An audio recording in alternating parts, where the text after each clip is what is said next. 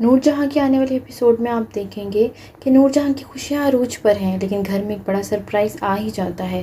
سفینہ کے گھر بیٹی کی پیدائش ہو جاتی ہے۔ ادھر مہا سفیر کے سامنے اس دفعہ 3 بڑی شرطیں رکھ دیتی ہے، جتنی جلدی ہو سکے سمپل کو اس گھر سے فارغ کر دے۔ سمپل کی زندگی تو تقریباً تباہ ہو ہی گئی ہے۔ نور جہاں کوئی بات بھی نور بانو کے ماننے کو تیار نہیں ہے۔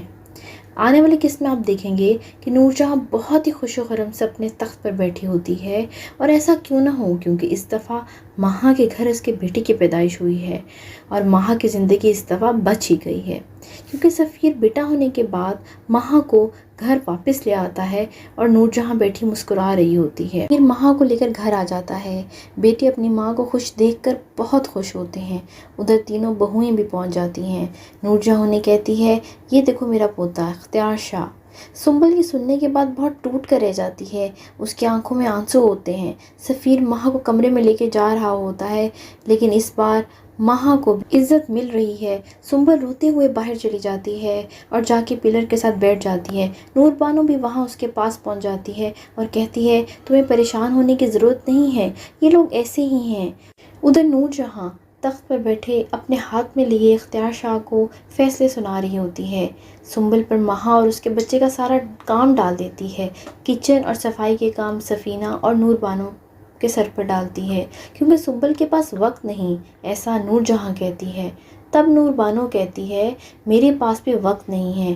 نور جہاں بہت حیران ہو جاتی ہے اس بات پر اور کہتی ہے، جو میں نے کہا بس ویسا ہی ہوگا، اور ادھر یہ بات سننے کے بعد نور بانو خاموش ہو جاتی ہے۔ دوسری طرف نور بانو چائے کا کپ لے کے سفینہ کے پاس لان میں پہنچ جاتی ہے۔ نور بانو کہتی ہے، یہ دنیا کے لیے دین نور جہاں ہے، لیکن اس کی سوچ بہت ہی گھٹیا ہے۔ وہ کسی بھی دوسری عورت کا درد نہیں سمجھ سکتی۔ وہ نہیں سمجھ سکتی کہ سنبل پر کیا گزر رہی ہے، اس کو اس بات کا ذرا بھی احساس نہیں۔ دوسری طرف سفینہ کہتی ہے، اس کی بے حسی دیکھو کہ اس نے مہا اور اس کے بچے کے سارے کام سنبل پر ڈال دیے ہیں، اور وہ یہ فیصلہ کرتی ہیں کہ وہ سنبل کو کبھی بھی اکیلا نہیں چھوڑیں گی۔ آگے آپ دیکھیں گے کہ سنبل اکیلی اداس بیٹھی ہوتی ہے۔ ادھر مہا بھی آ جاتی ہے اور اس کو کپڑے تھما دیتی ہے اور کہتی ہے، یہ کپڑے مجھے دھو کے لا کے دو۔ دوسری طرف سفینہ کی طبیعت خراب ہو جاتی ہے اور نور بانو اسے ہاسپٹل لے کے چلی جاتی ہے۔ اس دفعہ مہا سفیر کے سامنے 3 شرطیں رکھ دیتی ہے، اور وہ رکھے بھی کیوں نہ، کیونکہ اس کے ہاں تو بیٹا ہوا ہے۔